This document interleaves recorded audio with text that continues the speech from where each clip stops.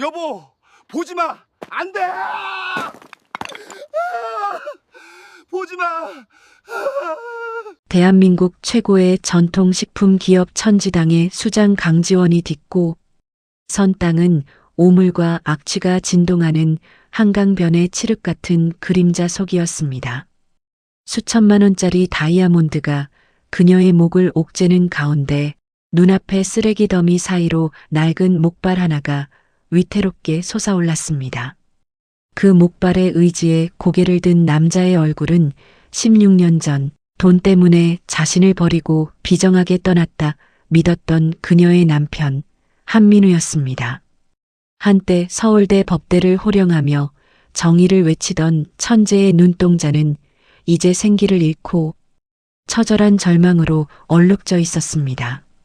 충격에 휩싸인 지원의 시선이 아래로 향했을 때 그녀의 심장은 단번에 얼어붙어 멈춰버리고 말았습니다.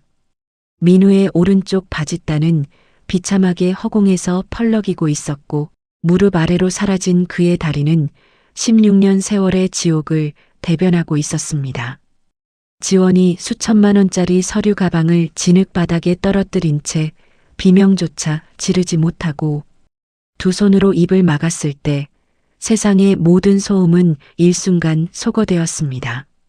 16년 동안 복수만을 꿈꾸며 증오를 연료 삼아 버텨온 그녀의 성벽이 그의 무너진 몰골 앞에서 속절없이 무너져 내리기 시작했습니다. 도대체 무엇이 그 찬란했던 남자를 이토록 잔인하게 도살하고 차가운 강바닥으로 몰아넣었단 말입니까? 이제 그녀가 마주한 것은 한 남자의 몰락이 아닌 자신의 아버지가 16년 동안 쌓아올린 견고한 거짓의 제국이었습니다. 이후 강지원은 이 처절한 배신 뒤에 숨겨진 아버지의 비열한 음모를 어떻게 파헤치게 될까요? 구체적인 복수의 서막을 함께 그려보시겠습니까? 이야기 시작하기 전 어디에서 듣고 계신지 댓글로 알려주신다면 언제나 행복함과 즐거운 일만 가득 있으시길 기원하겠습니다. 2024년 가을밤 서울 한복판 최고급 호텔 대연회장에 1000명이 넘는 하객들이 모여 있었습니다. 천지당 그룹 창립 40주년 기념식이었죠. 천장에 매달린 거대한 샹들리에가 수천 개의 불빛을 쏟아내고 있었고 그 아래로 수백 개의 크리스탈 와인잔이 보석처럼 반짝이고 있었습니다. 어디선가 흘러나오는 클래식 선율이 공간을 가득 채웠어요. 그 화려함의 정중앙에 지원이 서 있었습니다. 41살의 그녀는 까만 이브닝 드레스를 입고 있었어요. 어깨선을 따라 흐르는 실크 원단이 불빛을 받아 은은하게 빛났고 목에는 3억 원을 호가하는 다이아몬드 목걸이가 걸려 있었습니다. 손목에 찬 한정판 시계는 올해 전 세계에서 딱 20개만 제작된 것이었죠. 누가 봐도 성공한 여자, 모든 것을 손에 쥔 여자의 모습이었습니다. 하지만 지원의 눈동자는 조금도 빛나지 않았어요. 자, 그럼 천지당 그룹의 찬란한 미래를 이끌어갈 차세대 리더를 소개하겠습니다. 강지원 상무이사입니다. 사회자의 우렁찬 목소리가 연회장을 가득 채웠습니다.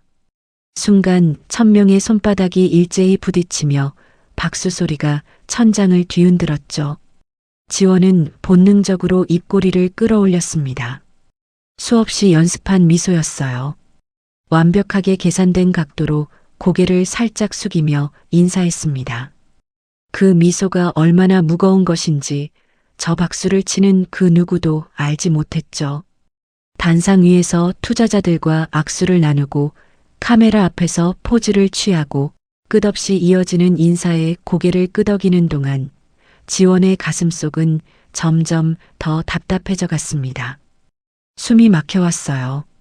목에 걸린 다이아몬드 목걸이가 마치 밧줄처럼 그녀의 숨통을 조여드는 것 같았습니다.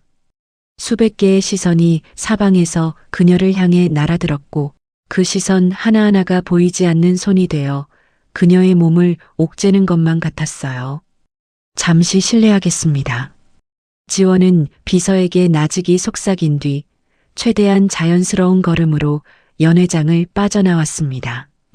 복도를 지나 여자 화장실 문을 밀고 들어갔죠. 묵직한 원목 문이 닫히는 순간 마치 실이 끊어지듯 그녀의 두 다리가 풀려버렸습니다. 하하하. 거친 숨소리가 차가운 대리석 벽에 부딪혀 메아리 쳤습니다. 지원은 비틀거리며 세면대를 움켜쥐었어요. 하얀 도자기 모서리에 손톱이 닿도록 세게 쥐고서야 간신히 몸을 지탱할 수 있었죠. 거울 속에 비친 자신의 얼굴은 종이장처럼 창백했습니다. 완벽하게 화장한 얼굴 위로 식은 땀이 이마를 타고 흘러내리고 있었어요. 폐쇄 공포증이었습니다. 수백 평은 좋게 될 그 넓은 연회장이었는데도 수백 개의 시선이 그녀를 좁은 상자 안에 가두는 것만 같았어요. 16해 전, 바로 그날 이후로 생긴 증상이었습니다. 지원은 떨리는 손으로 핸드백을 열었습니다. 수백만 원짜리 명품 지갑도 최신형 스마트폰도 손끝이 스쳐 지나갔어요. 그녀의 손이 찾아낸 것은 낡고 빛바랜 책 한 권이었습니다. 법학개론. 표지는 다를 대로 달아서 글씨가 거의 보이지 않았고 책장 귀퉁이는 누렇게 발에 있었습니다. 군데군데 접힌 자국이 남아 있었죠. 누가 봐도 오래된 헌책이었어요. 하지만 지원에게 이 책은 목에 걸린 3억짜리 다이아몬드 목걸이보다 훨씬 무거운 의미를 지니고 있었습니다. 책장을 펼치자 종이 한 장이 미끄러져 나왔습니다. 구겨지고 접힌 자국이 수없이 남아있는 메모지였어요. 16해 동안 수천 번도 넘게 펼쳐 읽었던 종이였죠. 지원아, 미안해. 나 먼저 간다. 잘 살아. 단 3문장. 그것이 25살 청년 민우가 지원에게 남긴 마지막 말이었습니다. 아니, 지원이 그렇게 믿어왔던 말이었죠. 거짓말쟁이. 지원의 입술 사이로 낮은 신음이 새어나왔습니다. 메모지를 쥔 손가락에 힘이 들어가 종이가 구겨졌어요. 16해 동안 그녀는 이 메모를 수천 번도 넘게 읽었습니다. 처음에는 눈물에 젖어 글씨가 보이지 않을 때까지 울면서, 나중에는 어금니가 갈릴 정도로 이를 악물면서 사랑한다고 했잖아. 평생 함께하자고 맹세했잖아. 그런데 대체 왜 이 종이 한 장만 덜렁 남기고 사라진 거야? 지원의 눈가에 눈물이 고였습니다. 하지만 곧 그녀는 고개를 세차게 저었어요. 울면 안 됐습니다. 울어버리면 화장이 번져서 다시 연회장에 나갈 수 없었어요. 오늘 밤 그녀는 천지당의 미래를 책임질 리더였으니까요. 정신 차려, 강지원. 거울 속 자신에게 낮게 말했습니다. 메모지를 조심스럽게 다시 책 사이에 끼워 넣고 핸드백을 닫았어요. 바로 그때 화장실 문이 열리며 아버지 만호의 비서가 들어왔습니다. 상무님, 회장님께서 찾으십니다. 지원의 어깨가 순간적으로 굳어졌습니다. 아버지. 그 단어 하나만으로도 그녀의 등골이 서늘해졌어요. 하지만 얼굴에는 표정 하나 드러내지 않았습니다. 능숙하게 고개를 끄덕였죠. 알겠어요.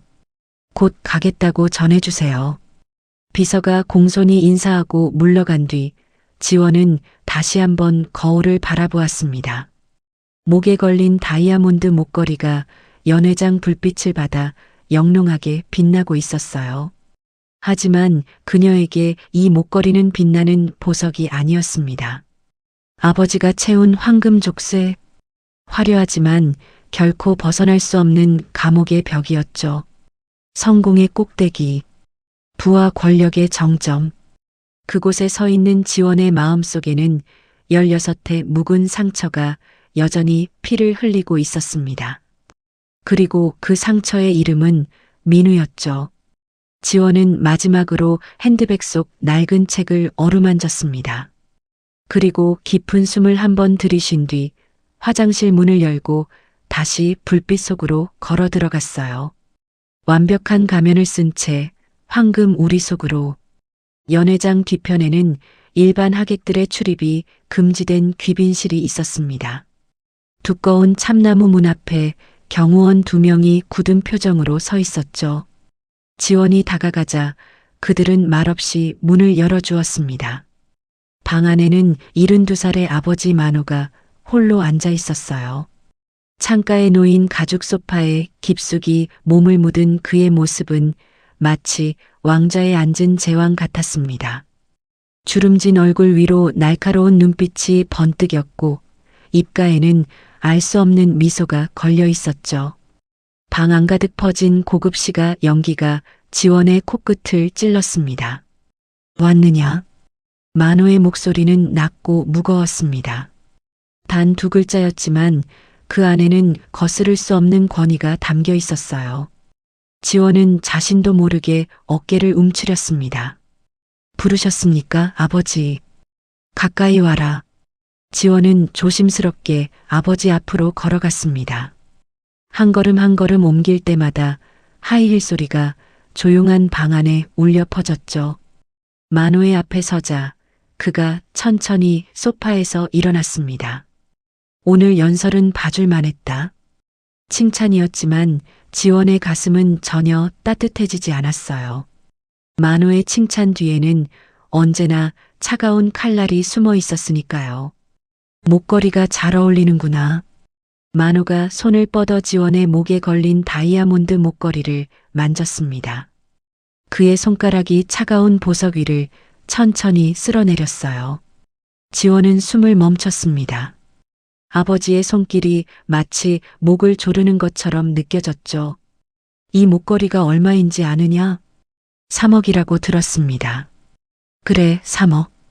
하지만 진짜 가치는 돈으로 매길 수 없지. 만호가 목걸이에서 손을 떼며 창가로 걸어갔습니다. 서울의 야경이 발 아래 펼쳐져 있었어요. 수천 개의 불빛이 반짝이는 모습이 마치 그의 발밑에 놓인 제국 같았죠. 천지당이 40년 만에 여기까지 온 비결이 뭔지 아느냐? 지원은 대답하지 못했습니다. 아버지가 원하는 대답이 무엇인지 알 수 없었으니까요. 만호가 천천히 돌아섰습니다. 그의 눈빛이 시가 연기 사이로 차갑게 빛났어요. 지우기 힘든 얼룩은 잘라내야 해. 그래야 제국이 완성되는 법이다. 그 말에 지원의 심장이 철렁 내려앉았습니다. 아버지가 무슨 말을 하려는 건지 본능적으로 알 것 같았어요. 16해 전 내 곁에 붙어 있던 그 가난뱅이 말이다. 민우. 아버지의 입에서 그 이름이 직접 나오지는 않았지만 지원은 단번에 알아챘습니다. 심장이 미친 듯이 뛰기 시작했어요. 그 얼룩을 잘라냈기에 지금의 내가 있는 거다. 천지당의 상무이사로 수천 명의 직원을 거느린 리더로 서 있을 수 있는 거야. 만호가 다시 지원에게 다가왔습니다. 그의 손이 다시 한번 목걸이를 움켜쥐었어요. 이번에는 아까보다 더 세게. 알겠느냐? 성공하려면 때로는 잘라내야 해.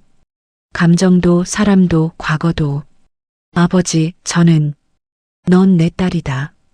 내 피를 이어받은 후계자야. 그러니 절대 흔들리면 안 돼. 만호의 눈이 지원의 눈동자를 똑바로 관통했습니다. 마치 그녀의 마음속까지 들여다보는 것 같았어요. 지원은 고개를 숙였습니다. 아버지의 시선을 마주할 수가 없었죠. 네, 아버지. 명심하겠습니다. 입에서는 복종의 말이 흘러나왔습니다. 하지만 가슴속 깊은 곳에서 무언가가 꿈틀거렸어요. 뜨겁고 날카로운 감정이었습니다.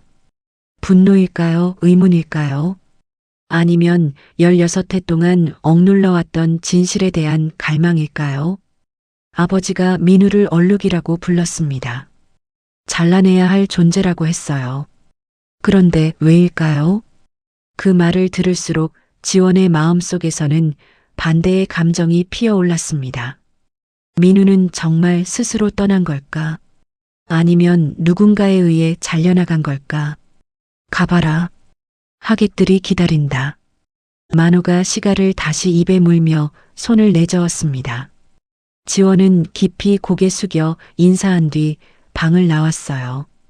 복도에 서자 다리가 후들거렸습니다. 등에는 식은땀이 흥건했죠. 하지만 지원의 눈빛은 조금 전과 달랐습니다. 공포와 복종 뒤에 숨어있던 무언가가 천천히 고개를 들고 있었어요. 16해 전 그날의 진실. 그것을 알아내야 할 것 같았습니다. 기념식이 끝난 다음 날 아침, 지원은 천지당 본사 32층 임원실에 앉아 있었습니다. 통유리창 너머로 한강이 햇살을 받아 반짝이고 있었지만 그녀의 눈에는 들어오지 않았어요. 책상 위에 펼쳐진 서류 뭉치가 그녀의 시선을 사로잡고 있었죠. 한강 미식 랜드마크 프로젝트. 천지당 그룹이 3년간 공들여 준비해온 대형 사업이었습니다. 한강변 노후 부지를 재개발해서 세계적인 미식 복합단지를 세우겠다는 야심찬 계획이었죠. 성공하면 천지당은 단순한 식품 기업을 넘어 글로벌 관광 명소를 보유한 그룹으로 도약할 수 있었습니다. 그런데 문제가 생겼어요. 가처분 신청이요? 지원의 목소리가 날카롭게 떨렸습니다. 맞은편에 앉은 법무팀장이 고개를 숙인 채 대답했어요. 네, 상무님.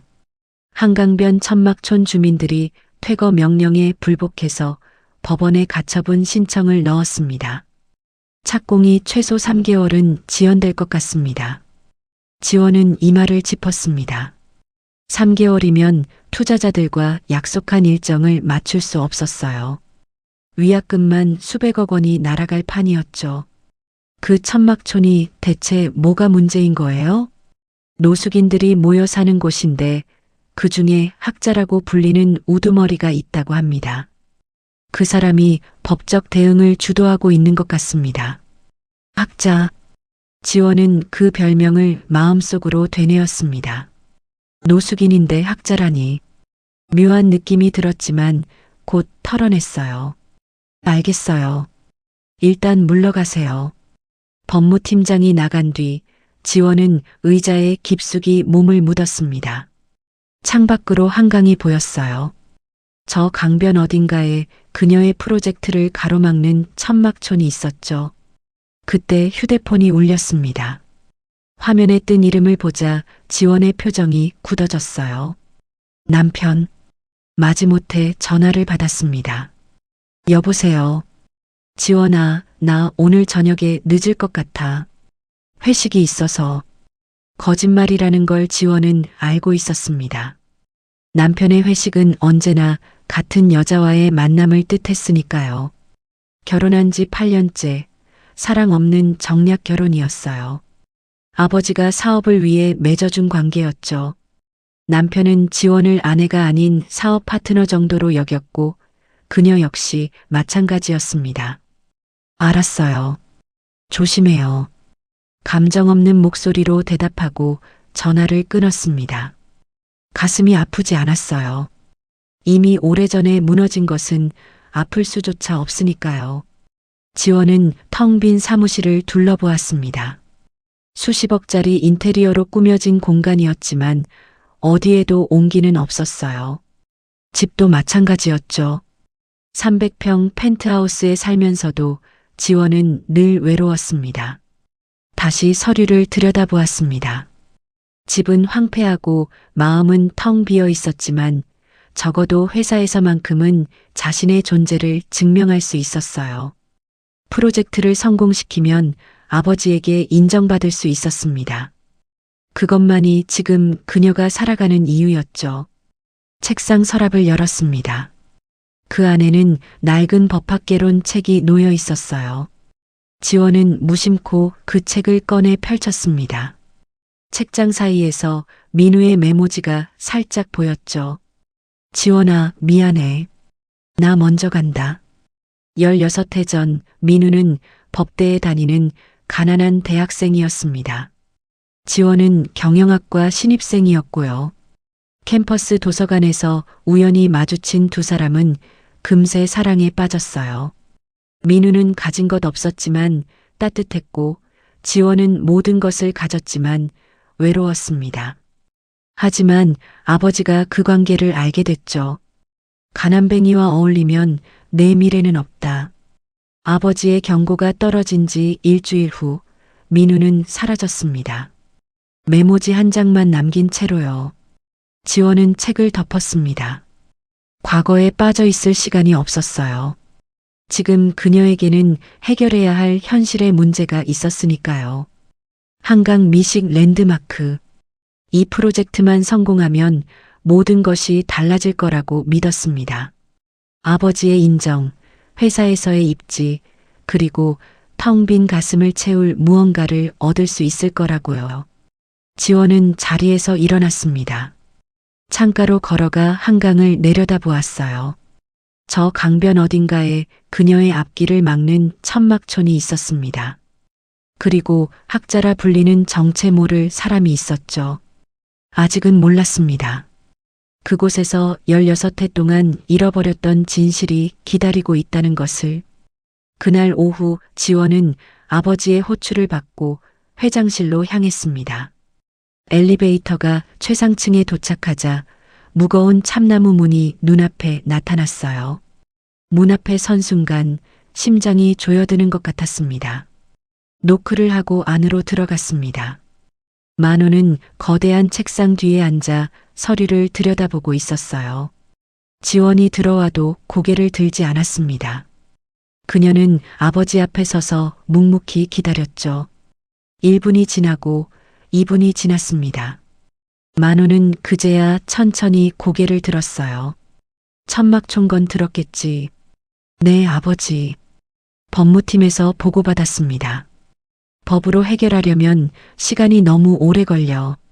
만호가 서류를 책상 위에 내려놓았습니다. 그의 눈빛이 차갑게 빛났어요. 내가 직접 가서 처리해라. 제가요? 그래. 그 천막촌 우두머리를 만나서 돈봉투로 해결해. 5천만 원이면 충분할 거다. 지원의 미간이 살짝 찌푸려졌습니다. 노숙인을 돈으로 매수하라니. 떳떳한 방법은 아니었지만 아버지의 명령을 거역할 수는 없었어요. 알겠습니다. 그런데 그 우두머리가 누군지. 학자라고 불린다더군. 외다리래. 외다리. 그 단어가 지원의 귓가에 꽂혔습니다. 심장이 갑자기 빠르게 뛰기 시작했어요. 외다리라는 말이 어딘가 익숙하게 느껴졌죠. 아니, 익숙한 게 아니라 무언가를 떠올리게 했습니다. 만호가 코웃음을 쳤어요. 다리 하나 없는 주제에 법을 들먹이며 버티고 있다니. 한심한 것. 지원은 대답하지 못했습니다. 머릿속에서 16해 전의 기억이 파편처럼 떠올랐어요. 민우의 얼굴, 민우의 목소리, 민우의 따뜻한 손. 그리고 문득 떠오른 한 가지 의문. 민우는 그날 이후 어떻게 됐을까? 어디서 뭘 하며 살고 있을까? 아니, 살기는 한 걸까? 뭘 멍하니 서 있어. 만호의 날카로운 목소리에 지원은 정신을 차렸습니다. 죄송합니다, 아버지. 바로 처리하겠습니다. 고개를 숙이고 회장실을 나왔습니다. 복도를 걸으며 지원은 가슴을 눌렀어요. 심장이 미친 듯이 뛰고 있었습니다. 외다리라는 단어가 계속 머릿속을 맴돌았죠. 설마, 그럴 리가 없어. 지원은 고개를 세차게 저었습니다. 민우와 그 노숙인은 아무 상관이 없을 거예요. 그냥 우연의 일치일 뿐이었습니다. 16해 전에 떠난 민우가 한강변 천막촌에서 노숙인으로 살고 있을 리 없었죠. 하지만 가슴 한구석에서 불안이 꿈틀거렸습니다. 임원실로 돌아온 지원은 창가에 서서 한강을 내려다보았어요. 저 강변 어딘가에 천막촌이 있었습니다. 그리고 외다리 학자라 불리는 사람이 있었죠. 그때 책상 서랍 속 낡은 책이 떠올랐습니다. 법학개론. 민우가 늘 끼고 다니던 책이었어요. 법대생이었던 민우는 언젠가 훌륭한 변호사가 되겠다고 말했었죠. 학자. 그 별명이 갑자기 다르게 들렸습니다.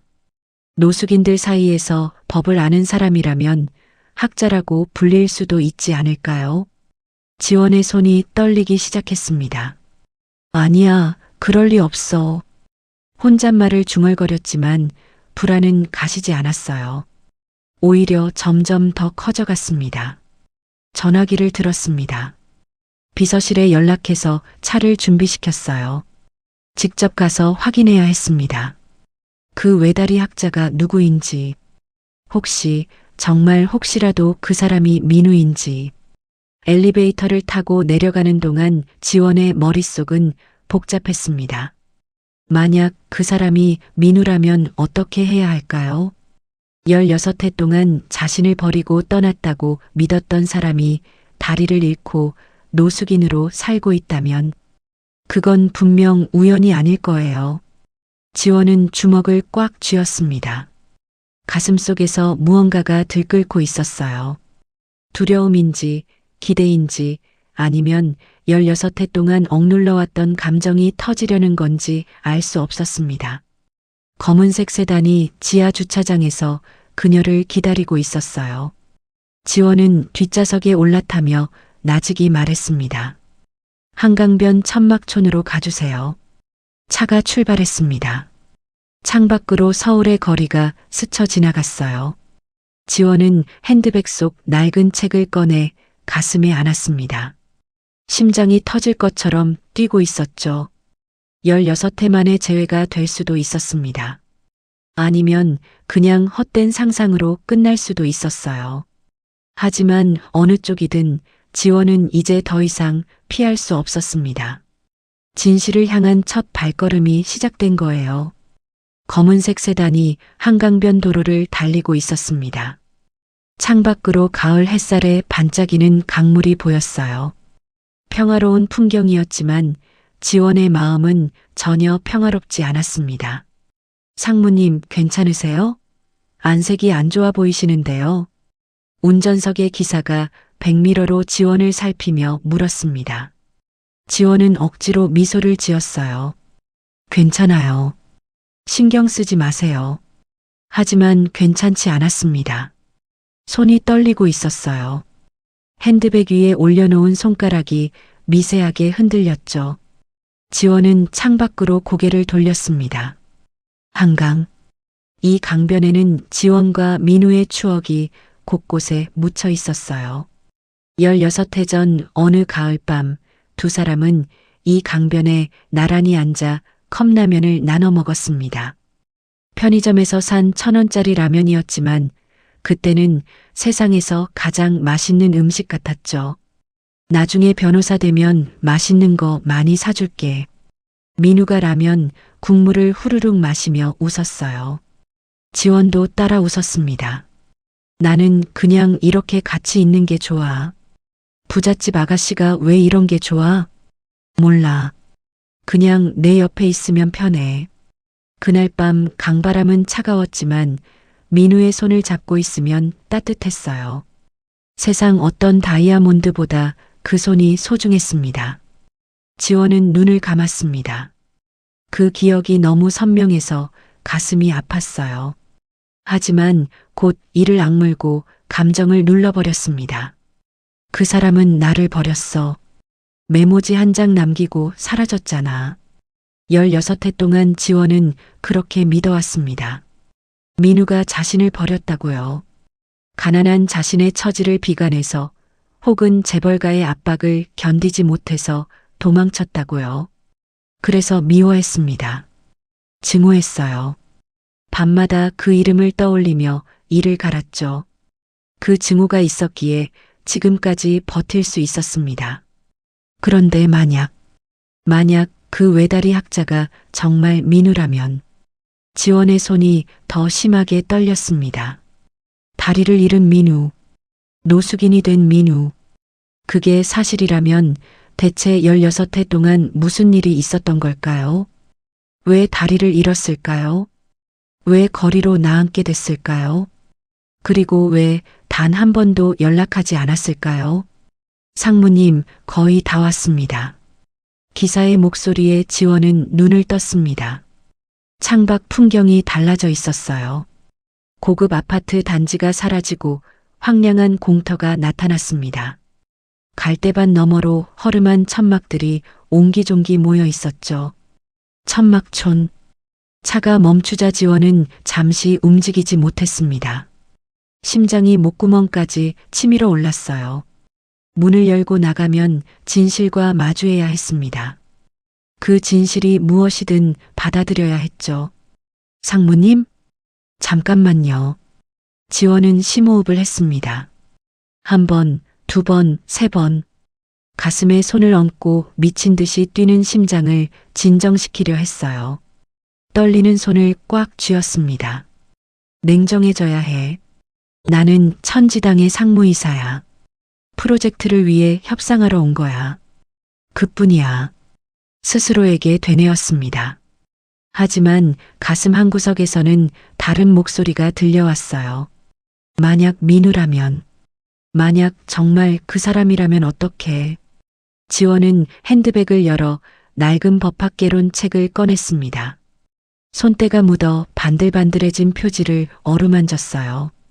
책장 사이에 끼워진 메모지가 살짝 보였습니다. 16해 동안 품고 다녔던 유일한 흔적이었죠. 이 책을 왜 아직도 버리지 못하는 걸까? 지원은 스스로에게 물었습니다. 미워한다면서, 증오한다면서 왜 이 낡은 책을 늘 곁에 두는 걸까요? 대답은 이미 알고 있었어요. 차마 인정하고 싶지 않았을 뿐이었죠. 됐어요. 내릴게요. 지원은 책을 핸드백에 다시 넣고 차 문을 열었습니다. 가을바람이 뺨을 차갑게 스쳤어요.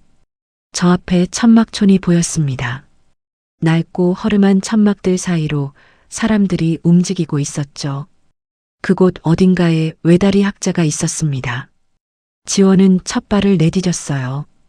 하이힐이 흙바닥에 닿았습니다. 수천만 원짜리 구두가 지늘게 더럽혀졌지만 신경 쓰지 않았어요. 과거의 상처가 터질 것 같은 두려움과 경영자로서의 냉철함이 치열하게 충돌하고 있었습니다. 하지만 이제 돌아갈 수 없었어요. 천막촌을 향해 한 걸음씩 다가갔습니다. 진실이 기다리고 있었으니까요. 천막촌은 생각보다 넓었습니다. 크고 작은 천막들이 수십 개나 늘어서 있었고 그 사이로 좁은 길이 미로처럼 이어져 있었어요. 빨랫줄에는 낡은 옷가지들이 널려 있었고 어디선가 라면 끓이는 냄새가 풍겨왔습니다. 지원은 비서 2명을 대동하고 천막촌 안으로 들어섰어요. 수천만 원짜리 정장과 하이힐 차림의 그녀는 이곳에서 완전히 이질적인 존재였죠. 노숙인들의 시선이 일제히 그녀에게 쏠렸습니다. 저기요, 학자라는 분을 만나러 왔는데요. 지원이 가장 가까이 있던 중년 남성에게 물었습니다. 남자는 지원을 위아래로 훑어보더니 고개를 끄덕였어요. 학자 형님? 저쪽 맨 끝 천막에 계실 거요. 지원은 남자가 가리킨 방향으로 걸어갔습니다. 심장이 점점 빠르게 뛰었어요. 발걸음을 옮길 때마다 가슴이 조여들었죠. 천막들 사이를 지나 맨 끝에 다다랐을 때 낡은 파란색 천막 하나가 눈에 들어왔습니다. 천막 앞에는 나무로 만든 작은 책상이 놓여 있었어요. 그 위에 법률 서적 몇 권이 가지런히 쌓여 있었습니다. 그리고 책상 앞에 한 남자가 앉아 있었죠. 남자는 고개를 숙인 채 무언가를 읽고 있었습니다. 헝클어진 머리카락 사이로 날카로운 이목구비가 보였어요. 얼굴은 수염으로 덮여 있었고 낡은 점퍼 차림이었습니다. 그리고 그의 오른쪽 다리, 무릎 아래가 없었습니다. 낡은 목발 한 짝이 책상 옆에 기대어 있었어요. 지원의 심장이 멈추는 것 같았습니다. 저 얼굴, 저 이목구비, 16해라는 세월이 핥히고 지나간 흔적이 역력했지만 지원은 단번에 알아볼 수 있었어요. 민우, 그 사람이었습니다. 지원의 손에서 서류 가방이 미끄러져 떨어졌습니다. 쿵 하는 둔탁한 소리가 났어요. 수천만 원짜리 가방이 진흙바닥에 나뒹굴었지만 지원은 알아채지 못했습니다. 눈앞이 하얘지는 것 같았어요. 소리에 민우가 고개를 들었습니다.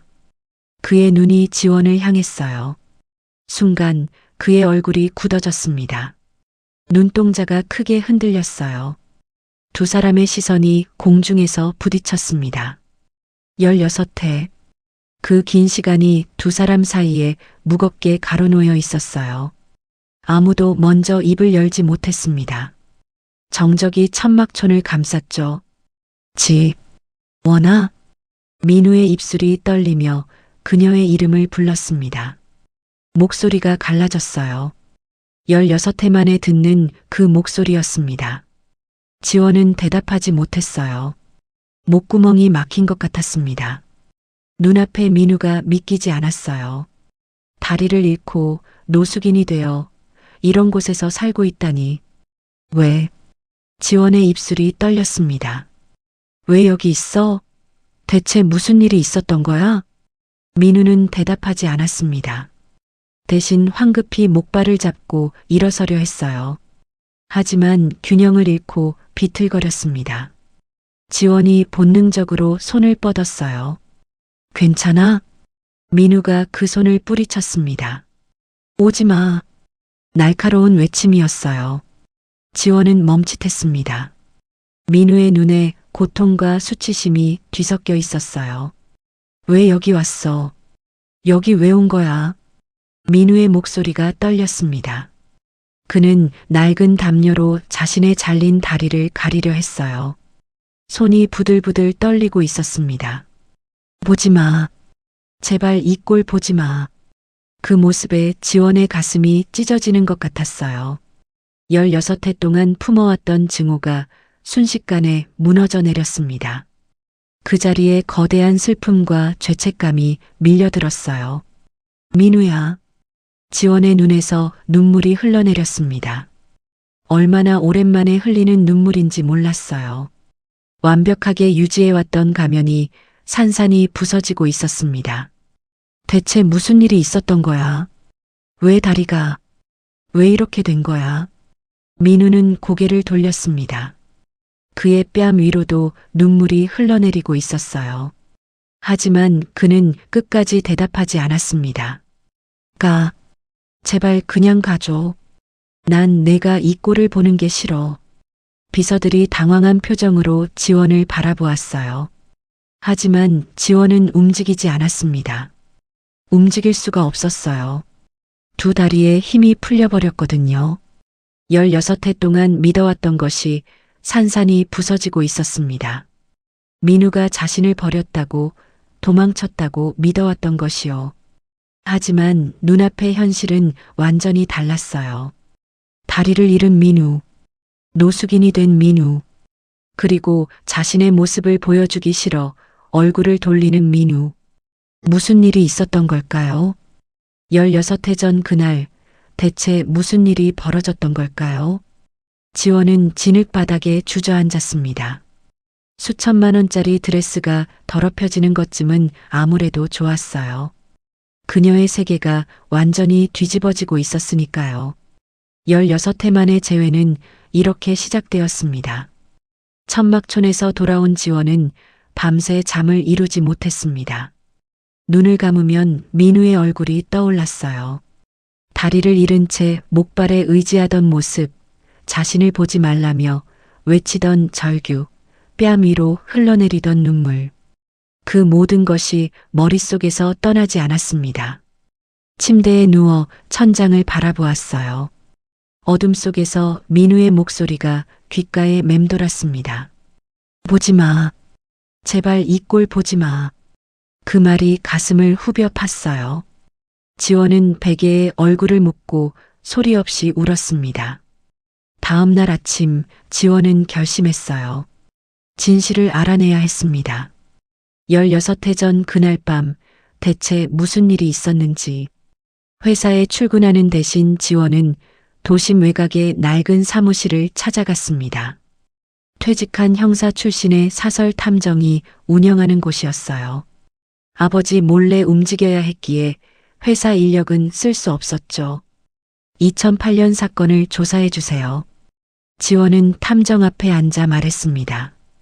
50대 후반의 탐정은 두꺼운 안경 너머로 그녀를 바라보았어요. 어떤 사건 말씀이십니까? 한 남자가 사라졌어요. 이름은 서민우. 당시 25살이었고 법대에 다니고 있었습니다. 지원은 민우에 대해 아는 모든 것을 말했어요. 탐정은 묵묵히 메모를 했습니다. 알겠습니다. 시간이 좀 걸리겠지만 조사해 보겠습니다. 사흘 후 탐정에게서 연락이 왔습니다. 찾아낸 게 있습니다. 직접 오시는 게 좋겠습니다. 지원은 곧바로 탐정 사무실로 향했어요. 탐정은 두꺼운 서류 봉투를 내밀었습니다. 서민우 씨에 대해 조사했습니다. 2008년 10월 15일, 그러니까 16회 전 그날 밤에 뺑소니 사고를 당했더군요. 지원의 심장이 멈추는 것 같았습니다. 뺑소니요? 네. 한강변 도로에서 승용차에 치였습니다. 범인은 잡히지 않았고요. 그 사고로 오른쪽 다리를 잃었습니다. 지원의 눈앞이 캄캄해졌어요. 손이 떨려서 서류를 제대로 잡을 수가 없었습니다. 그게 그날이라고요? 민우가 사라진 바로 그날 밤에? 맞습니다. 그리고 더 충격적인 게 있습니다. 탐정이 서류 봉투에서 사진 몇 장을 꺼냈어요. 오래된 흑백 사진들이었습니다. 서민우 씨의 부모님입니다. 아버지는 그보다 2달 전에 공장 사고로 돌아가셨고, 어머니는 아들의 사고 소식을 듣고 심장마비로 세상을 떠나셨습니다. 지원은 말을 잃었습니다. 숨을 쉴 수가 없었어요. 민우의 부모님이 돌아가셨다니. 민우는 사고를 당하고도 의지할 가족조차 없었던 거예요. 그 후로 서민우 씨는 병원비를 감당하지 못해 퇴원했고 결국 거리로 나앉게 됐습니다. 16회 동안 노숙 생활을 했더군요. 탐정의 말 한마디 한마디가 지원의 가슴에 못처럼 박혔습니다. 한 가지 더 있습니다. 탐정이 다른 서류를 꺼냈어요. 서민우 씨의 텐트에서 이런 것들이 발견됐습니다. 제가 천막촌에 가서 직접 확인했습니다.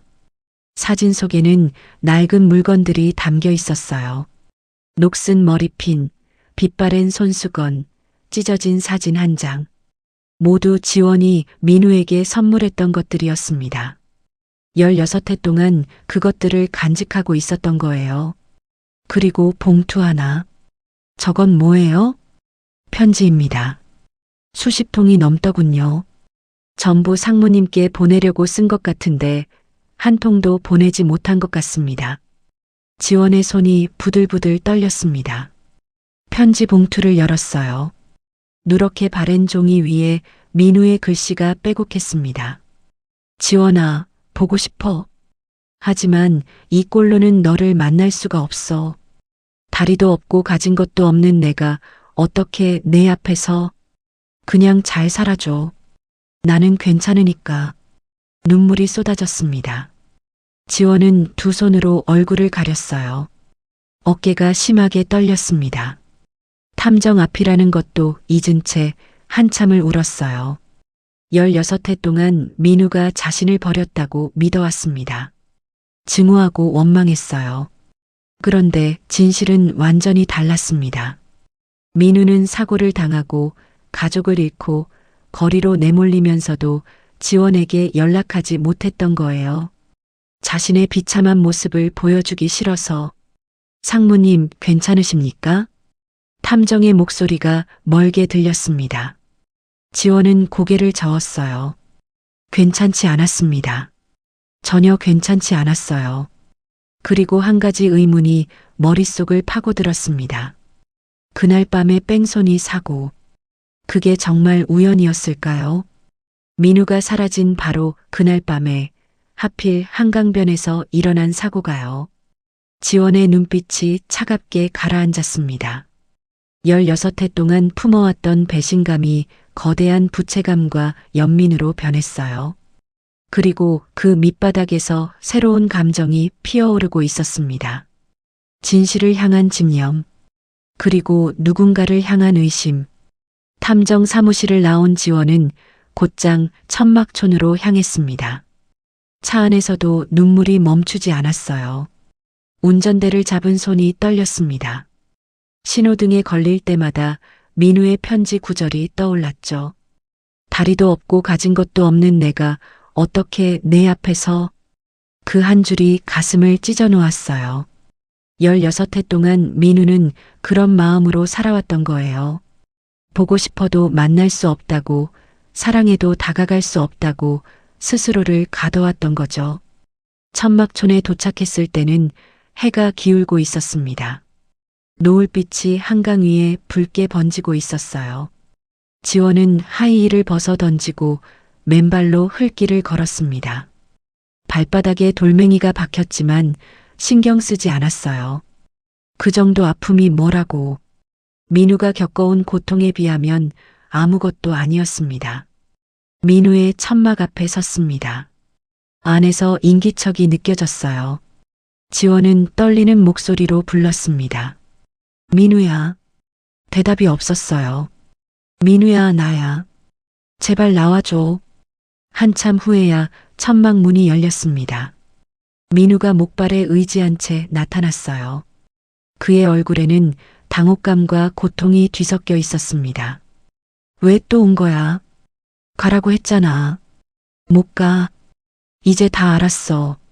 지원의 목소리가 떨렸어요. 그날 밤에 사고 당한 거, 부모님 돌아가신 거, 16해 동안 여기서 산 거, 전부 다 알았어. 민우의 얼굴이 굳어졌습니다. 목발을 쥔 손에 힘이 들어갔어요. 누가 그런 걸? 그게 중요해? 중요한 건 내가 왜 나한테 연락 안 했냐는 거야. 지원이 소리쳤습니다. 목이 터져라 외쳤어요. 16해 동안 쌓아왔던 감정이 한꺼번에 터져 나왔습니다. 왜 혼자 감당한 거야? 왜 나한테 말 안 한 거야? 나는 내가 날 버린 줄 알았어. 16해 동안 널 미워했어. 증오했다고. 눈물이 폭포처럼 쏟아졌어요. 지원은 주먹으로 민우의 가슴을 쳤습니다. 한 번, 두 번, 세 번. 힘없는 주먹이었지만 그 안에 담긴 감정은 무거웠어요. 바보야, 바보. 왜 그랬어, 왜? 민우는 맞으면서도 가만히 서 있었습니다.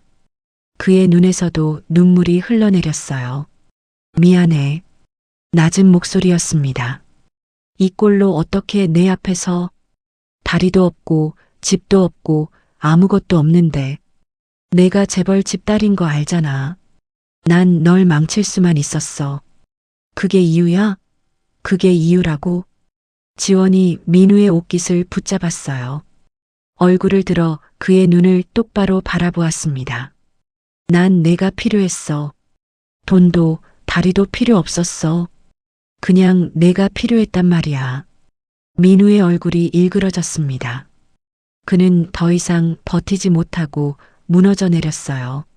목발이 땅에 쓰러지고 민우의 몸이 흙바닥에 주저앉았습니다.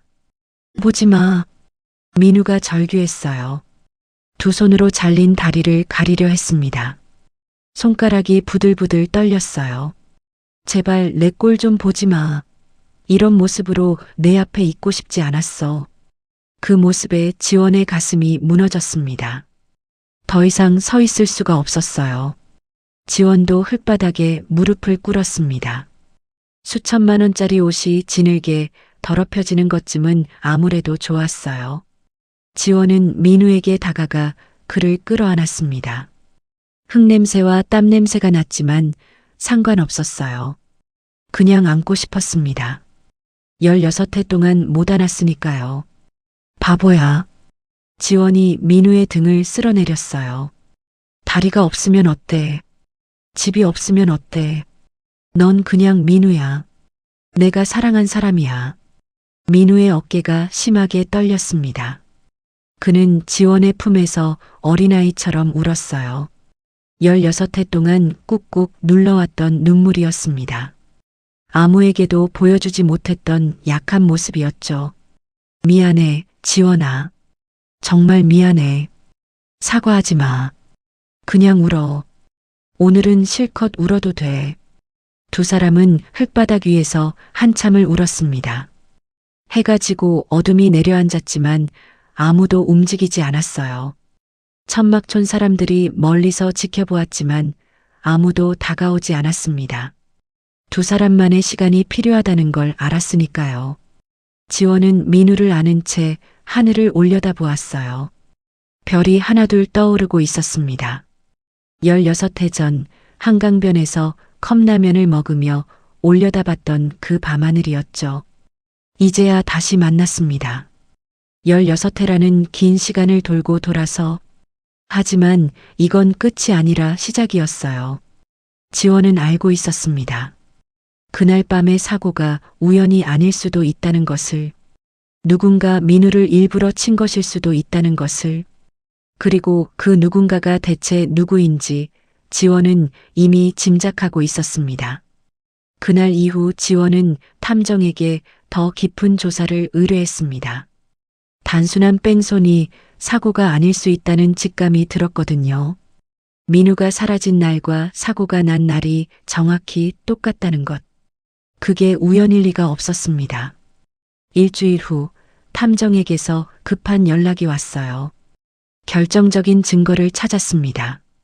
지금 당장 오셔야 합니다. 지원은 모든 일정을 취소하고 탐정 사무실로 달려갔습니다. 탐정의 얼굴은 굳어 있었어요. 책상 위에는 서류 뭉치와 USB 하나가 놓여 있었습니다. 먼저 이걸 보시죠. 탐정이 서류를 내밀었어요. 필적 감정서였습니다. 서민우 씨가 남겼다는 이별 메모 있지 않습니까? 그거 전문가한테 감정 의뢰해 봤습니다. 지원의 심장이 쿵쾅거렸어요. 16해 동안 품고 다녔던 그 메모. 민우가 직접 쓴 거라고 믿어왔던 그 종이. 결과가 어떻게 나왔어요? 위조입니다. 서민우 씨의 필체가 아닙니다. 지원의 머릿속이 하얘졌습니다. 위조라고요. 그럼 그 메모는 대체 누가 쓴 걸까요? 민우는 자신에게 이별을 고한 적이 없다는 뜻이었어요. 그리고 이건 더 충격적입니다. 탐정이 USB를 컴퓨터에 꽂았어요. 화면에 오래된 녹음 파일이 떴습니다. 당시 천지당 보안팀장이었던 사람을 찾아냈습니다. 지금은 은퇴했는데 양심의 가책을 느꼈는지 증언해 주더군요. 그리고 이 녹음 파일을 넘겨줬습니다. 탐정이 재생 버튼을 눌렀습니다. 잡음 섞인 소리가 흘러나왔어요. 그리고 익숙한 목소리가 들렸습니다. 그 자식 확실하게 처리해. 다시는 내 딸 앞에 나타나지 못하게. 지원의 온몸이 얼어붙었습니다. 그 목소리는 틀림없었어요. 아버지 만호의 목소리였습니다. 회장님, 그래도 사람 목숨까지는 필요 없어. 다리 하나 정도면 충분하겠지. 평생 절뚝거리면서 살게 해. 그럼 감히 재벌 집딸한테 눈도 못 뜰 거야. 녹음이 끝났습니다. 사무실 안이 무거운 침묵으로 가라앉았어요. 지원은 말을 잃었습니다. 손이 떨렸어요. 아니, 온몸이 떨렸습니다. 믿을 수가 없었어요. 자신의 친아버지가 민우에게 그런 끔찍한 짓을 저질렀다니. 추가로 확인한 게 있습니다. 탐정이 다른 서류를 꺼냈어요. 당시 뺑소니 차량 번호를 추적해 봤습니다. 차량 소유주는 천지당 계열사 법인이었고 운전자는 회장님 직속 경호원이었습니다. 사고 직후 해외로 도피했다가 3년 전에 병으로 사망했더군요. 모든 퍼즐 조각이 맞춰졌습니다. 아버지가 민우를 치라고 지시한 거예요. 일부러 다리를 노렸고 평생 장애를 안고 살게 만든 거죠. 그리고 가짜 이별 메모를 만들어 지원에게 전달했습니다. 민우가 스스로 떠난 것처럼 꾸민 거예요. 그리고 이것도 있습니다. 탐정이 마지막 녹음 파일을 재생했어요. 서민우, 내가 만약 지원이한테 연락하면 그땐 진짜로 죽여버릴 거야. 그리고 감옥에도 보내줄 수 있어. 내가 회장 딸을 협박했다고 하면 누가 믿겠어? 가난뱅이 주제에 민우를 협박하는 아버지의 목소리였습니다. 민우가 16해 동안 연락하지 못한 이유가 바로 여기 있었어요. 연락하면 죽이겠다는 협박을 받았으니까요. 민우는 지원을 지키기 위해 스스로를 어둠 속에 가둔 거였습니다. 지원의 눈에서 눈물이 흘러내렸습니다. 하지만 이번엔 슬픔의 눈물이 아니었어요. 분노의 눈물이었습니다. 뜨겁고 날카로운 분노가 가슴 속에서 불길처럼 타올랐어요. 감사합니다. 이 자료들 전부 제게 주세요. 지원의 목소리는 차갑게 가라앉아 있었어요. 탐정이 조심스럽게 물었습니다. 어떻게 하실 겁니까? 아버지를 만나야죠. 지원은 자리에서 일어났습니다. 다리가 후들거렸지만 꿋꿋이 걸었어요. 사무실을 나서기 전 그녀는 창밖을 바라보았습니다. 서울의 하늘이 잔뜩 흐려 있었어요. 곧 비가 쏟아질 것 같았습니다. 마치 그녀의 마음처럼 16해 동안 아버지를 두려워하며 살아왔습니다. 아버지의 인정을 받기 위해 모든 것을 바쳤죠. 하지만 이제 그 환상이 완전히 깨져버렸어요. 아버지는 자신이 사랑하는 사람의 다리를 자른 사람이었습니다. 그리고 16해 동안 그 사실을 감춰온 사람이었죠. 지원의 마음속에서 무언가가 타올랐습니다. 아버지를 향한 완전한 환멸, 그리고 민우를 향한 무한한 사랑과 신뢰가 되살아났어요. 이제 진실을 알았습니다. 그리고 이 진실을 어떻게 해야 할지도 알았어요. 지원은 주먹을 꽉 쥐었습니다. 차가운 눈빛으로 하늘을 올려다보았어요. 아버지와의 전쟁이 시작될 거였습니다. 지원의 움직임은 오래 숨겨지지 못했습니다. 천지당 보안팀의 눈과 귀는 어디에나 있었거든요. 탐정 사무실을 드나드는 것도 천막촌을 찾아가는 것도 전부 아버지에게 보고되었어요. 며칠 후 아침 지원이 출근하자 비서가 굳은 표정으로 다가왔습니다. 상무님, 회장님께서 긴급 임원 회의를 소집하셨습니다. 심장이 철렁 내려앉았어요. 뭔가 불길한 예감이 들었습니다. 하지만 지원은 표정을 숨기고 회의실로 향했어요. 회의실 문을 열자 임원들의 시선이 일제히 쏠렸습니다. 공기가 무겁게 가라앉아 있었어요. 그리고 상석에 앉은 아버지 만호가 차가운 눈으로 지원을 바라보고 있었습니다. 그 눈빛에 지원의 등골이 서늘해졌어요. 앉아라. 만호의 목소리는 평소보다 더 낮고 무거웠어요. 지원은 조용히 자리에 앉았습니다. 한강 미식 랜드마크 프로젝트 진행 상황을 보고해라. 천막촌 가처분 신청건은 아직 진행 중입니다. 법무팀에서 법적 대응을 준비하고 있습니다. 그게 다냐? 만호의 눈이 날카롭게 빛났어요. 요즘 내가 그 천막촌을 자주 드나든다고 들었다. 사설 탐정까지 고용했다면서? 지원의 등에 식은땀이 흘렀습니다.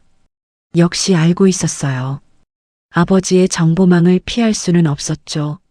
업무상 필요한 조사였습니다. 거짓말하지 마라. 만호가 책상을 쾅 내리쳤어요. 임원들이 일제히 움찔했습니다. 회의실 안이 얼어붙은 것처럼 고요해졌어요. 내가 그 외다리를 만나고 다니는 거 다 알아. 16해 전에 정리한 쓰레기를 왜 다시 뒤지고 다니는 거냐? 지원은 이를 악물었습니다. 아버지가 민우를 쓰레기라고 부르는 게 참을 수 없었어요. 주먹에 힘이 들어갔지만 꾹 참았습니다. 아직 때가 아니었어요. 증거를 더 확보해야 했습니다. 오해하셨습니다, 아버지. 프로젝트를 위한 협상이었을 뿐입니다. 만호는 지원을 한참 노려보다가 손을 내저었어요. 회의 끝.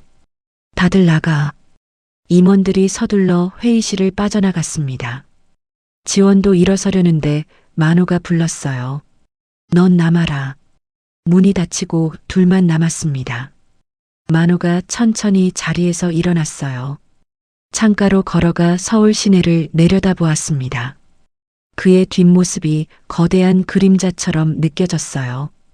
경고하마. 그 자식한테 다시 접근하면 가만두지 않겠다. 아버지, 저는.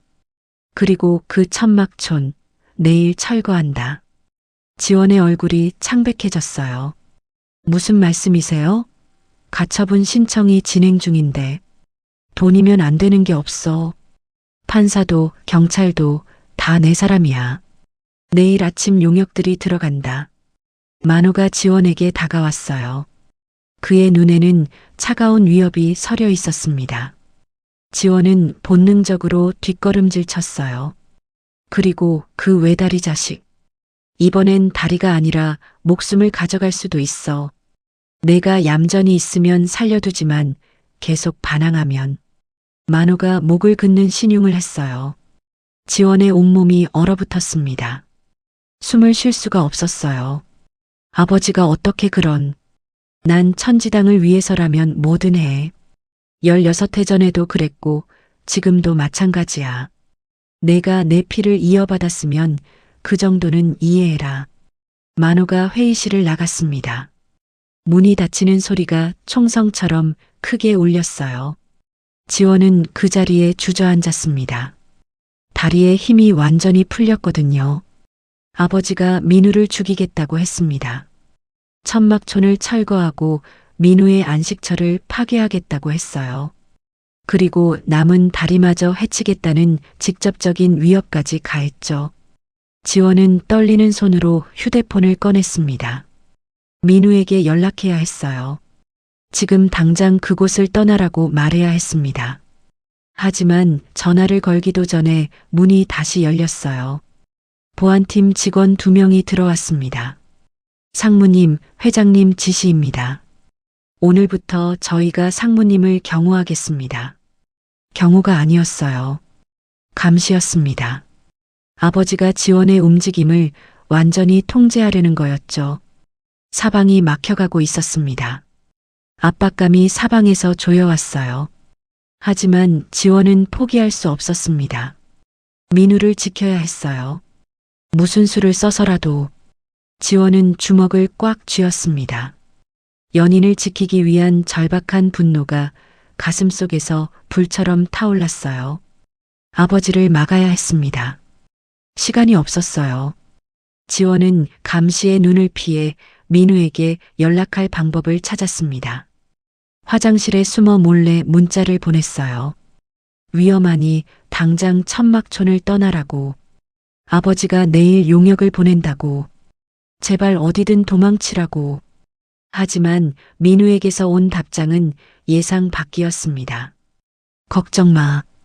내가 알아서 할게. 그 말이 무슨 뜻인지 지원은 알 수 없었어요. 불안한 마음을 안고 밤을 지새웠습니다. 잠이 오지 않았어요. 무슨 일이 벌어질 것 같은 불길한 예감이 가슴을 짓눌렀거든요. 다음 날 아침 지원은 출근하자마자 비서에게서 충격적인 소식을 들었어요. 상무님, 회장님께서 긴급 이사회를 소집하셨습니다. 그리고 비서가 말을 멈췄어요. 얼굴이 창백했습니다. 그리고 뭐예요? 상무님, 해임 안건이 상정됐습니다. 머릿속이 하얘졌어요. 해임이라니. 아버지가 자신을 회사에서 완전히 쫓아내려는 거였습니다. 이사회는 일방적이었어요. 지원이 회사 기밀을 유출하고 배임 행위를 했다는 허위 자료가 제출됐습니다. 조작된 서류와 거짓 증언이 줄줄이 쏟아졌어요. 아버지가 밤새 준비한 게 분명했죠. 이사들은 만호의 눈치를 보며 하나둘 손을 들었습니다. 반대하는 사람은 아무도 없었어요.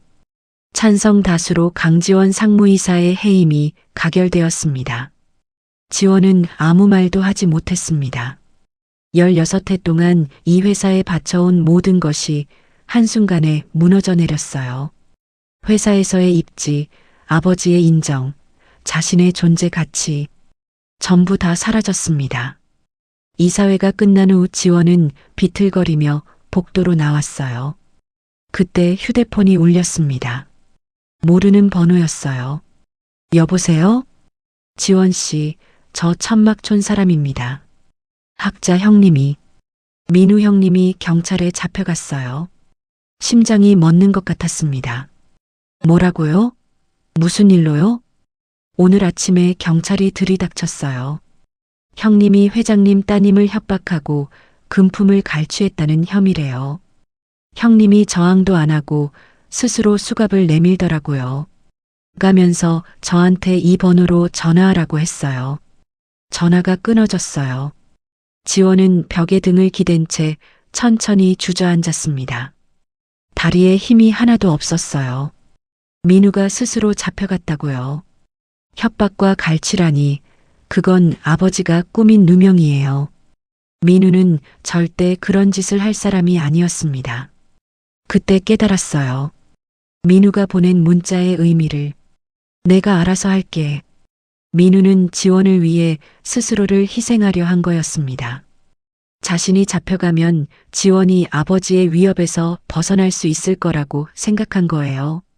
16해 전처럼 또다시 자신을 던져 지원을 지키려 한 거죠. 바보야.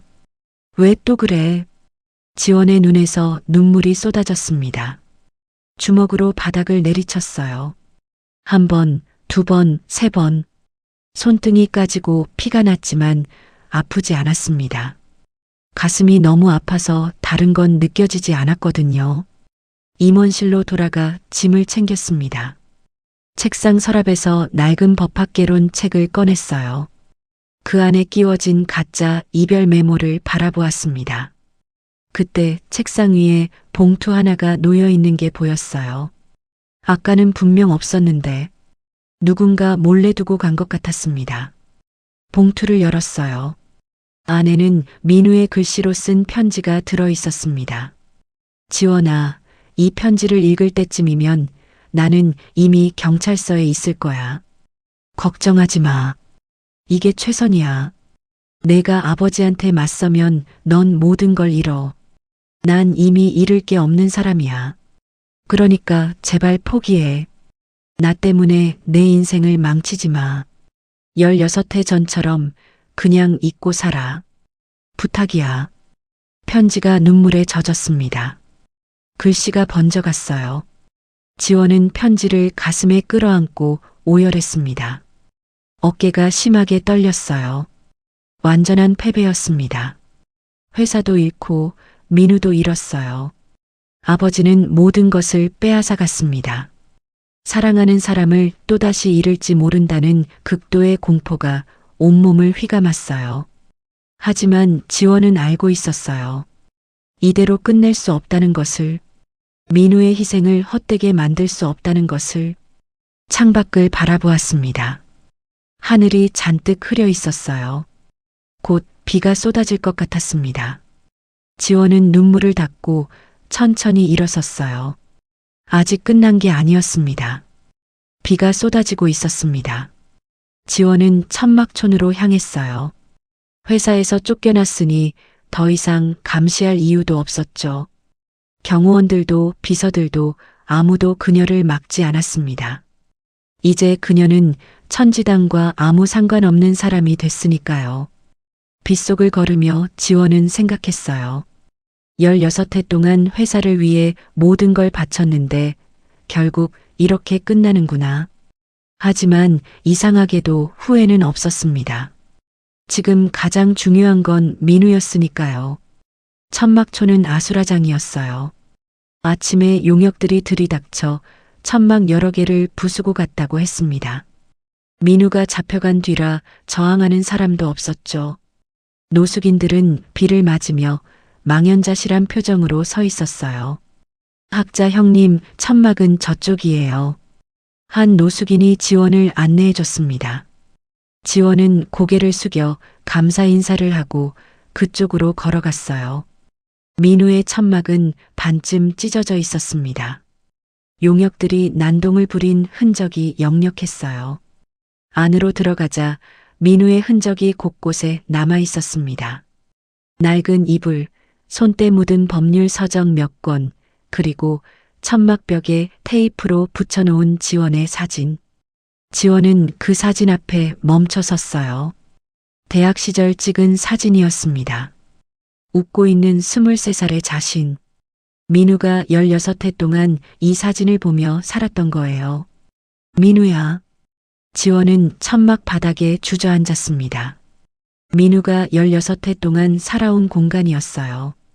이렇게 좁고 허름한 곳에서 비가 새는 천막 아래에서 다리 하나 없이 가족도 없이 혼자서 미안해. 정말 미안해. 눈물이 멈추지 않았어요.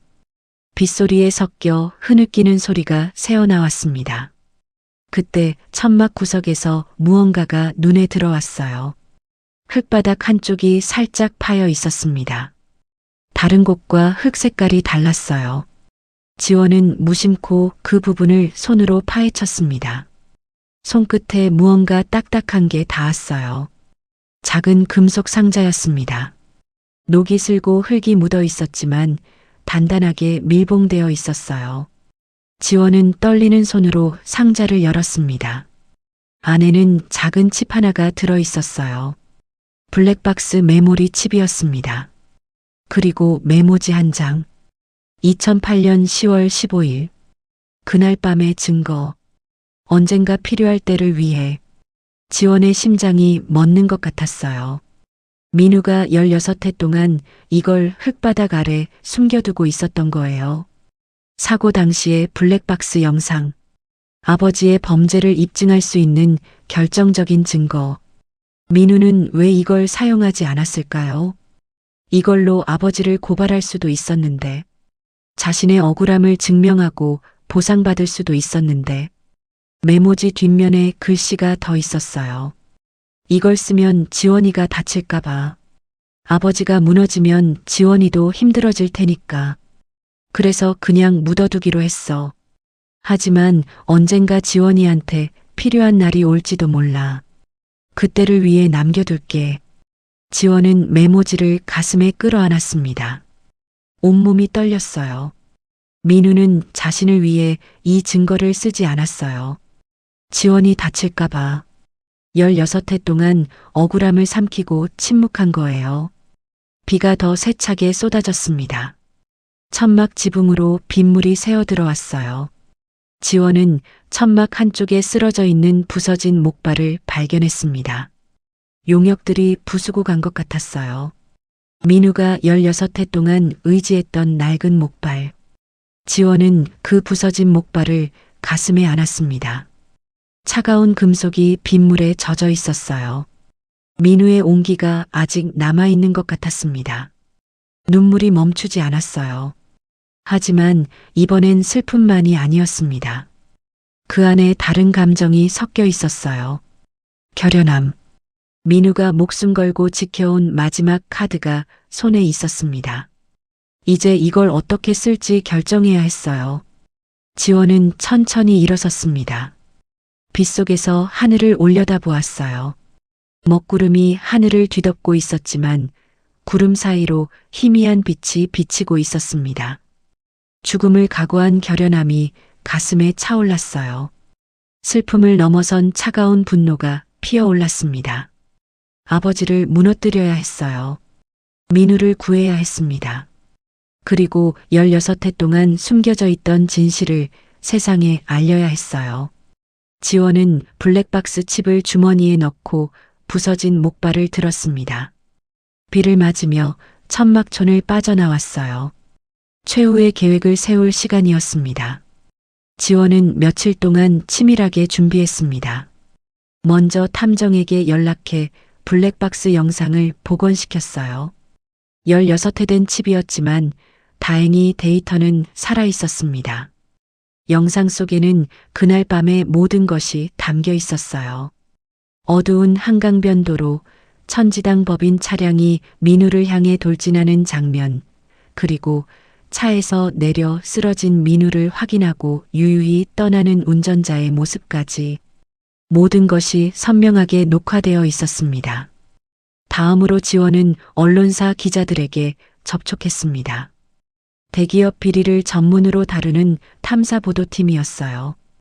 기자들은 증거를 확인하고 눈이 휘둥그레졌습니다. 이게 사실이라면 엄청난 특종입니다. 사실이에요. 모든 증거가 있어요. 녹취록도 블랙박스 영상도 증인도 있습니다. 지원은 탐정이 확보한 녹취 파일, 필적 감정서, 보안팀장의 증언, 그리고 블랙박스 영상까지 모두 넘겼습니다. 기자들은 취재에 착수했고 방송 준비를 마쳤어요. 그리고 마지막으로 검찰에 고발장을 접수했습니다. 살인미수, 증거인멸, 협박, 무고. 아버지 만호의 모든 범죄를 낱낱이 적어 넣었어요. 검찰은 증거를 검토한 뒤 수사에 착수했습니다. 투자자들에게도 은밀히 접촉했어요. 회장의 범죄가 드러나면 회사 주가가 폭락할 거라고 경고했습니다. 투자자들은 동요하기 시작했죠. 일주일 후 천지당 창립 기념 착공식이 열리는 날이었어요. 한강 미식 랜드마크 프로젝트의 첫 삽을 뜨는 대규모 행사였습니다. 전국 언론사 카메라가 모이고 정재계 인사들이 총출동하는 자리였죠. 아버지가 가장 영광스러워할 그 순간을 지원은 노렸습니다. 착공식 전날 밤 지원은 거울 앞에 섰어요. 검은색 정장을 입고 있었습니다. 화려한 드레스도 다이아몬드 목걸이도 없었어요. 16해 전 민우가 선물해준 작은 은반지 하나만 손가락에 끼었습니다. 오직 진실만을 무기로 삼기로 했어요.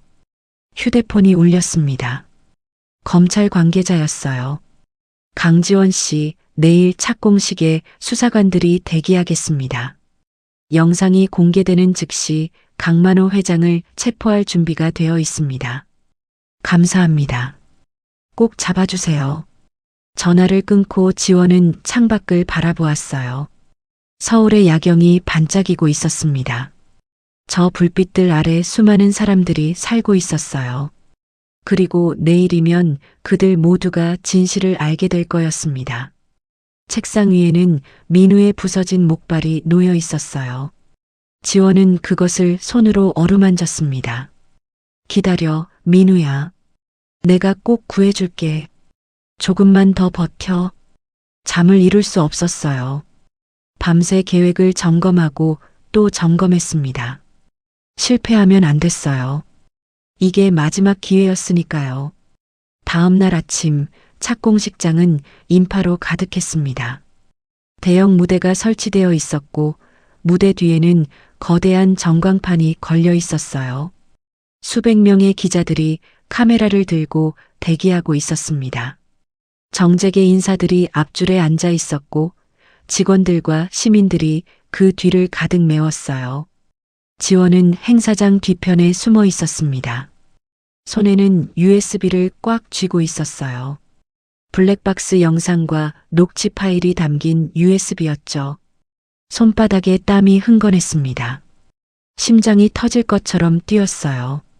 무대 위에서 아버지 만호가 연설을 시작했습니다. 천지당은 오늘 새로운 역사를 씁니다. 한강 미식 랜드마크는 우리 그룹의 미래이자 대한민국 식문화의 자부심이 될 것입니다.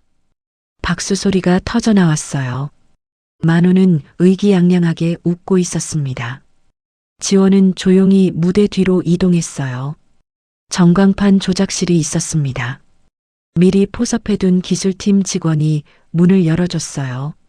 준비됐습니다. USB만 꽂으면 바로 재생됩니다. 지원은 고개를 끄덕였어요. 손이 떨렸지만 마음은 고요했습니다. 모든 기득권을 내려놓은 자만이 가질 수 있는 평온함이었어요. 비장함이 가슴에 차올랐습니다. USB를 꽂았어요. 전광판 화면이 바뀌었습니다. 만호의 연설이 끊기고 2008년 그날 밤의 영상이 재생되기 시작했어요. 이게 뭐야? 당장 꺼. 만호의 외침이 들렸습니다. 하지만 이미 늦었어요. 진실이 세상에 드러나는 순간이었습니다. 전광판에 영상이 재생되자 착공식장이 순식간에 아수라장이 됐습니다. 화면 속에서 검은 승용차가 어두운 도로를 달리고 있었어요. 그리고 길을 걷던 한 청년을 향해 돌진했습니다. 쾅 하는 충돌음과 함께 청년이 공중으로 튕겨나갔어요. 차는 멈췄고 운전자가 내려 쓰러진 청년을 확인했습니다. 피가 흥건한 바닥, 이상한 각도로 꺾인 다리. 운전자는 그걸 보고도 다시 차에 올라타 유유히 사라졌어요. 이어서 녹음 파일이 재생됐습니다. 그 자식 확실하게 처리해. 다시는 내 딸 앞에 나타나지 못하게.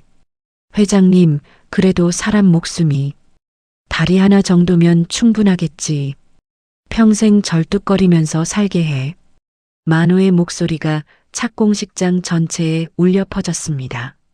수백 명의 하객들이 경악했어요. 카메라 플래시가 미친 듯이 터졌습니다. 웅성거리는 소리가 파도처럼 번져나갔어요. 끄라고. 당장 저거 꺼. 만호가 고함을 질렀어요. 얼굴이 시뻘겋게 달아올랐습니다. 하지만 아무도 움직이지 않았어요.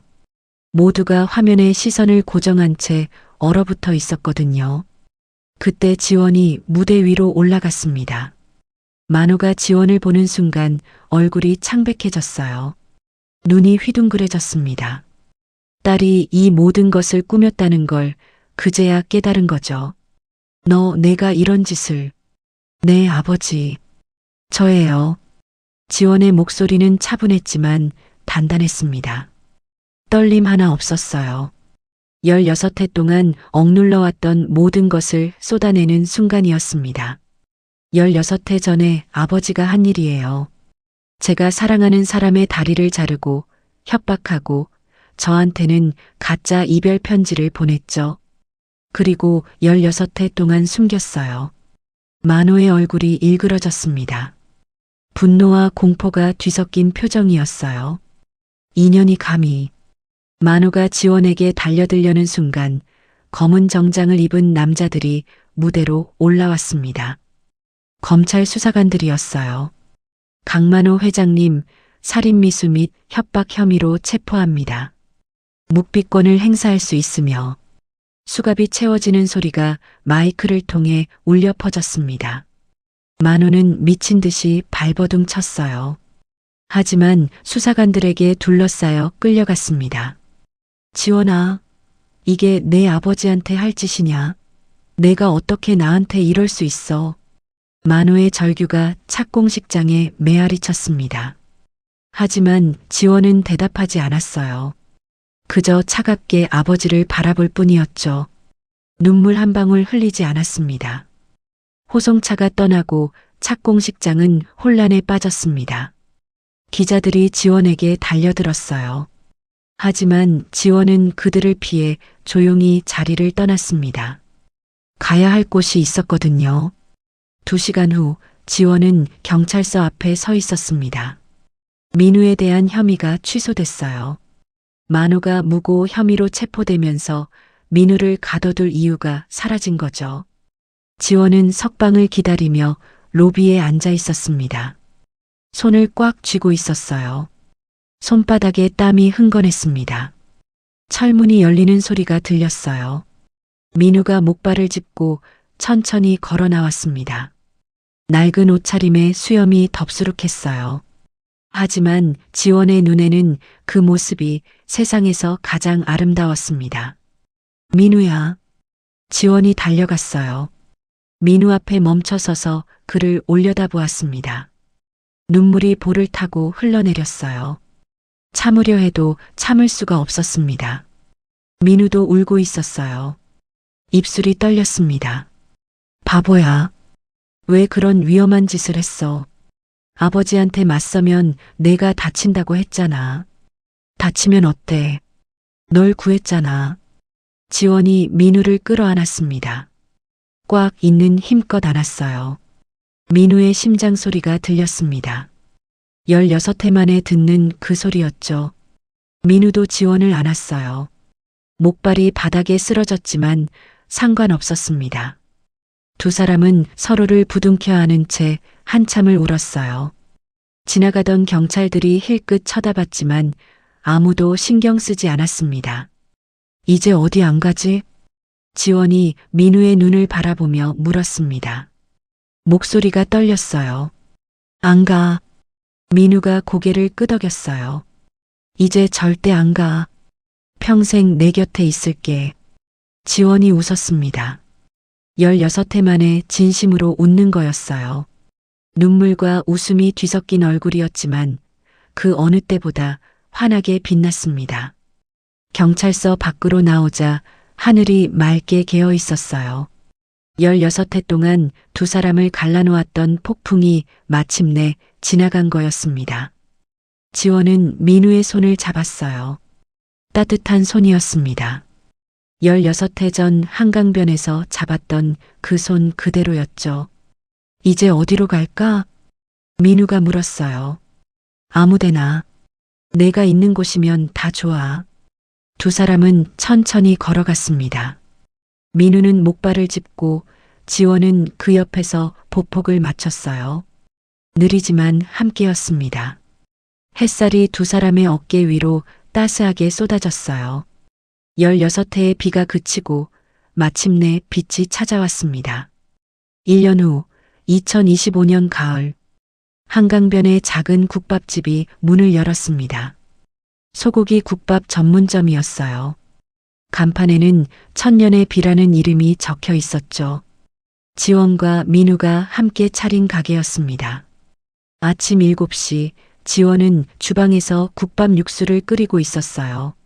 앞치마를 두르고 머리를 묶은 모습이었습니다. 1년 전 다이아몬드 목걸이를 걸고 갈라 파티에 참석하던 모습과는 완전히 달랐죠. 하지만 그녀의 얼굴에는 그때 없던 것이 있었어요. 진심 어린 미소였습니다.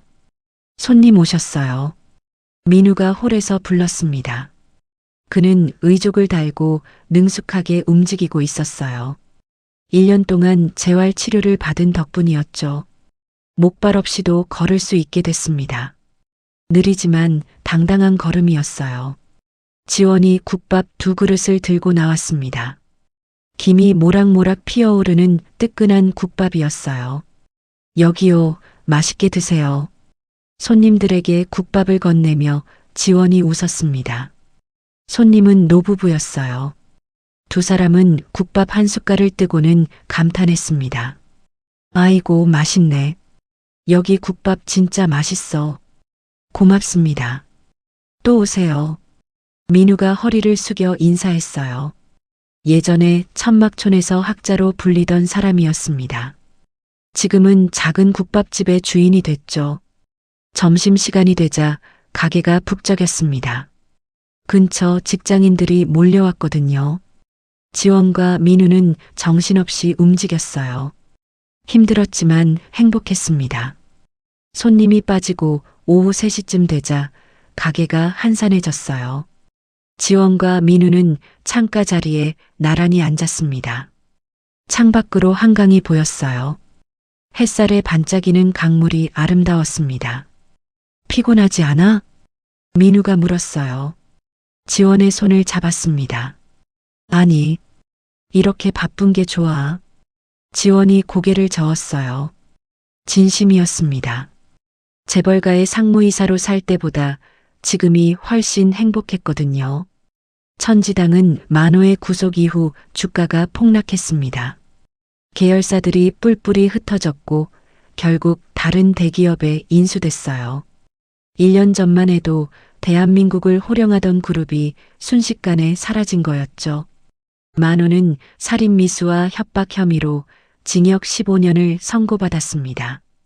항소했지만 기각됐어요. 지금은 교도소에서 수감 생활을 하고 있었죠. 지원은 한 번도 면회를 가지 않았습니다. 오늘 천막촌 사람들 온다고 했지? 지원이 물었어요. 응. 저녁에 다 같이 모이기로 했어. 민우가 고개를 끄덕였습니다. 천막촌은 철거됐지만 그곳에 살던 사람들은 지원의 도움으로 임대주택에 입주했어요. 민우를 도와줬던 그들에게 지원이 보답한 거였죠. 저녁이 되자 가게에 사람들이 모여들었습니다. 천막촌에서 함께 살던 노숙인들이었어요. 이제는 깨끗한 옷을 입고 정돈된 모습이었죠. 학자 형님, 아니 사장님. 한 남자가 민우를 보며 웃었어요. 사장님이라니. 그냥 민우 형이라고 불러. 민우도 웃으며 대답했습니다. 모두가 둥글게 앉아 국밥을 먹었어요. 웃음소리가 가게 안에 가득했습니다. 지원은 한쪽에서 그 모습을 바라보았어요. 가슴이 따뜻해졌습니다. 1년 전에는 상상도 못했던 풍경이었죠. 밤이 깊어지고 손님들이 떠난 뒤 지원과 민우는 가게 문을 닫았습니다. 두 사람은 한강변을 걸었어요. 밤바람이 시원하게 불었습니다. 여기서 컵라면 먹었던 거 기억나? 민우가 물었어요. 17회 전 이야기였습니다. 당연하지. 1,000원짜리 라면이 그렇게 맛있었어. 지원이 웃었어요. 지금은 국밥집 사장님이 됐으니까 라면 대신 국밥 먹자. 좋아. 매일 먹어도 안 질릴 것 같아. 두 사람은 벤치에 나란히 앉았습니다. 밤하늘에 별이 총총 떠 있었어요. 17회 전 그날 밤과 똑같은 하늘이었죠. 지원은 손가락에 낀 반지를 바라보았어요. 작은 은반지였습니다. 민우가 대학 시절에 선물한 반지를 다시 끼게 됐어요. 다이아몬드 목걸이보다 이 반지가 100배, 1000배 소중했습니다. 우리 진짜 많이 돌아왔다. 지원이 나직이 말했어요. 그래도 결국 돌아왔잖아. 서로한테. 민우가 지원의 손을 꽉 잡았습니다. 17회라는 긴 시간이었어요. 비바람이 몰아치고 천둥이 치고 폭풍이 휘몰아쳤죠. 하지만 결국 두 사람은 다시 만났습니다. 그리고 함께 새로운 삶을 시작했어요. 강물이 천천히 흘러갔습니다. 17회 전에도 지금도 한강은 변함없이 그 자리에 있었어요. 지원은 민우의 어깨에 머리를 기댔습니다. 따뜻했어요. 더 이상 목을 조이는 다이아몬드도 숨막히는 파티도 차가운 아버지도 없었습니다. 오직 사랑하는 사람과 함께하는 평범한 일상만이 있었어요. 그것이 지원이 평생 원했던 전부였습니다. 천년의 비가 그치고 두 사람의 하늘에는 영원한 햇살이 비추고 있었습니다.